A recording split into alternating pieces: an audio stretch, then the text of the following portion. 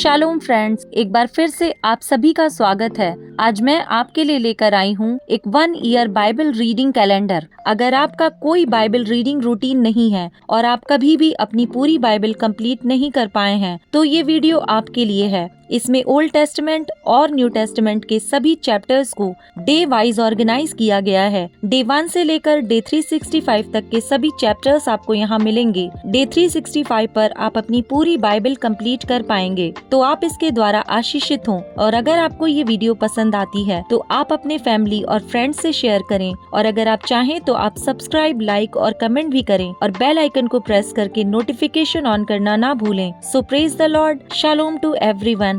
Let's get started. Day 236, Psalm chapter number 120, सहायता के लिए प्रार्थना। संकट के समय मैंने यहोवा को पुकारा और उसने मेरी सुन ली। हे यहोवा, झूठ बोलने वाले मुंह से और छली जीभ से मेरी रक्षा कर। हे छली जीभ, तुझको क्या मिले और तेरे साथ और क्या अधिक किया जाए। वीर के नुकीले तीर और झाऊ के अंगारे, हाय हाय, क्योंकि मुझे मेशेक में परदेशी होकर रहना पड़ा और केदार के तंबुओं में बसना पड़ा है। बहुत समय से मुझको मेल के बैरियों के साथ बसना पड़ा है। मैं तो मेल चाहता हूँ, परंतु मेरे बोलते ही वे लड़ना चाहते हैं। साम चैप्टर नंबर 121, परमेश्वर हमारा रक्षक। मैं अपनी आंखें पर्वतों की ओर लगाऊंगा। मुझे सहायता कहाँ से मिलेगी? मुझे सहायता यहोवा की ओर से मिलती है, जो आकाश और पृथ्वी का करता है। वह तेरे पाँव को टलने ना देगा, तेरा रक्षक कभी ना ऊँगेगा। सुन, इज़राइल का रक्षक ना ऊँगेगा और ना सोएगा। यहोवा तेरा रक्षक है। यहोवा तेरी दाहिनी ओर तेरी आड़ है। ना तो दिन को धूप से और न रात को चांदनी से तेरी कुछ हानि होगी। यहोवा सारी विपत्ति से तेरी रक्षा करेगा। वह तेरे प्राण की रक्षा करेगा। यहोवा तेरे आने जाने में तेरी रक्षा अब से लेकर सदा तक करता रहेगा। साम चैप्टर नंबर 122, यरूशलेम की शांति के लिए प्रार्थना। जब लोगों ने मुझसे कहा, आओ हम यहोवा के भवन को चलें, तब मैं आनंदित हुआ। हे यरूशलेम, तेरे फाटकों के भीतर हम खड़े हो गए हैं। हे यरूशलेम, तू ऐसे नगर के समान बना है जिसके घर एक दूसरे से मिले हुए हैं। वहाँ यहाँ के गोत्र गोत्र के लोग यहोवा के नाम का धन्यवाद करने को जाते हैं। यह इज़राइल के लिए साक्षी है। वहाँ तो न्याय के सिंहासन दाऊद के घराने के लिए रखे हुए हैं। यरूशलेम की शांति का वरदान मांगो। तेरे प्रेमी कुशल से रहें। तेरी शहरपनाह के भीतर शांति और तेरे महलों में कुशल होवे। अपने भाइयों और संगियों के निमित्त मैं कहूँगा कि तुझ में शांति होवे।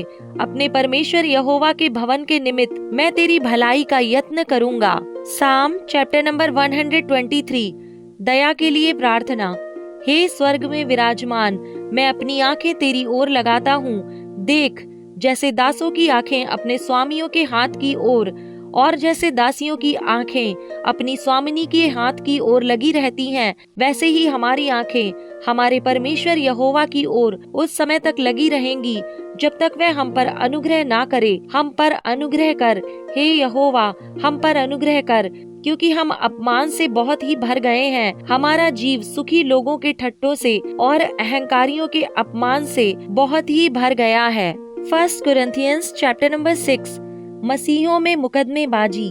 क्या तुम में से किसी को यह हियाव है कि जब दूसरे के साथ झगड़ा हो तो फैसले के लिए अधर्मियों के पास जाए और पवित्र लोगों के पास ना जाए? क्या तुम नहीं जानते कि पवित्र लोग जगत का न्याय करेंगे?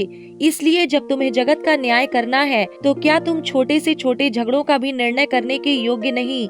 क्या तुम नहीं जानते कि हम स्वर्गदूतों का न्याय करेंगे, तो क्या सांसारिक बातों का निर्णय ना करें? यदि तुम्हें सांसारिक बातों का निर्णय करना हो, तो क्या उन्हीं को बैठाओगे जो कलीसिया में कुछ नहीं समझे जाते हैं? मैं तुम्हें लज्जित करने के लिए यह कहता हूँ। क्या सचमुच तुम में एक भी बुद्धिमान नहीं मिलता जो अपने भाइयों का निर्णय कर सके? तुम में भाई भाई में मुकदमा होता है, और वह भी अविश्वासियों के सामने। परंतु सचमुच तुम में बड़ा दोष तो यह है कि आपस में मुकदमा करते हो। अन्याय क्यों नहीं सहते? अपनी हानि क्यों नहीं सहते? परंतु तुम तो स्वयं अन्याय करते और हानि पहुंचाते हो, और वह भी भाइयों को। क्या तुम नहीं जानते कि अन्यायी लोग परमेश्वर के राज्य के वारिस ना होंगे? धोखा ना खाओ, ना वैश्यागामी, न मूर्ति पूजक, न परस्त्रीगामी, न लुच्चे, न पुरुषगामी, न चोर, न लोभी, न पियक्कड़, न गाली देने वाले, न अंधेर करने वाले परमेश्वर के राज्य के वारिस होंगे। और तुम में से कितने ऐसे ही थे, परंतु तुम प्रभु यीशु मसीह के नाम से और हमारे परमेश्वर के आत्मा से धोए गए और पवित्र हुए और धर्मी ठहरे। देह परमेश्वर की महिमा के लिए। सब वस्तुएं मेरे लिए उचित तो हैं, परंतु सब वस्तुएं लाभ की नहीं। सब वस्तुएं मेरे लिए उचित हैं, परंतु मैं किसी बात के अधीन ना होऊंगा। भोजन पेट के लिए और पेट भोजन के लिए है, परंतु परमेश्वर इसको और उसको दोनों को नष्ट करेगा। परंतु देह व्यभिचार के लिए नहीं, वरन प्रभु के लिए है और प्रभु देह के लिए। परमेश्वर ने अपनी सामर्थ्य से प्रभु को जिलाया और हमें भी जिलाएगा। क्या तुम नहीं जानते कि तुम्हारी देह मसीह के अंग हैं? तो क्या मैं मसीह के अंग लेकर उन्हें वेश्या के अंग बनाऊं? कदापि नहीं। क्या तुम नहीं जानते कि जो कोई वेश्या से संगति करता है वह उसके साथ एक तन हो जाता है, क्योंकि लिखा है, वे दोनों एक तन होंगे। और जो प्रभु की संगति में रहता है वह उसके साथ एक आत्मा हो जाता है। व्यभिचार से बचे रहो। जितने अन्य पाप मनुष्य करता है वे देह के बाहर हैं, परंतु व्यभिचार करने वाला अपनी ही देह के विरुद्ध पाप करता है। क्या तुम नहीं जानते कि तुम्हारी देह पवित्र आत्मा का मंदिर है, जो तुम में बसा हुआ है और तुम्हें परमेश्वर की ओर से मिला है, और तुम अपने नहीं हो, क्योंकि दाम देकर मोल लिए गए हो। इसलिए अपनी देह के द्वारा परमेश्वर की महिमा करो।